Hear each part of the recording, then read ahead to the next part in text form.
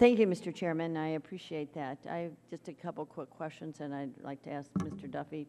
The futures exchanges currently employ limits in most physically delivered contracts to mitigate potential congestion and to help identify threats that might manipulate the markets. It seems like there's been a proposal in the President's recent executive order which turns this over to the CFTC. Wouldn't it be better to leave it back within the market rather than put another cost to the federal government? Well, I do agree it would be best to leave it with the exchanges. We have been doing it for a number of years, and we've done it quite successfully.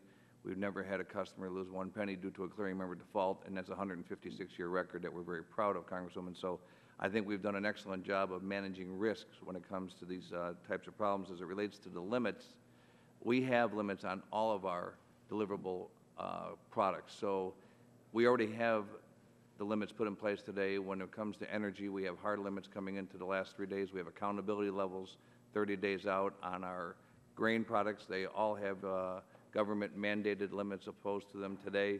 So these are things that are already in place today. So I'm kind of confused on why the regulator is trying to impose more restrictive limits on the regulated market when Congress told him to go figure out how to rein in the over-the-counter market. And once you do that, then make sure you don't disenfranchise the listed market. So we're very confused on the process, the way it's unfolding. Thank you. One more quick question, and that is, with the European Union and foreign jurisdictions, if they adopt a less restrictive regime, and considering what we talked about, I asked Chairman Geithner or Gendler earlier this morning that on the position limits, isn't that going to force companies to go abroad? They already have. We talked earlier about business going abroad. Our natural gas contract at the New York Mercantile Exchange, which we own, once Congress or once the rhetoric came out that they're going to impose these very stringent limits, we saw a big shift of open interest from our nat gas contracts over to the London nat gas contract. So we definitely saw that. You know, last week or 2 weeks ago, I think it was Michel Barnier or one of the other European officials came out and said exactly, I had this meeting with him in August.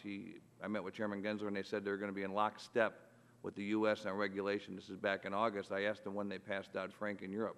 They don't have Dodd-Frank in Europe. Also, they just came out last week and said they're not going to impose hard position limits on energy products, but yet they have the ability to do so.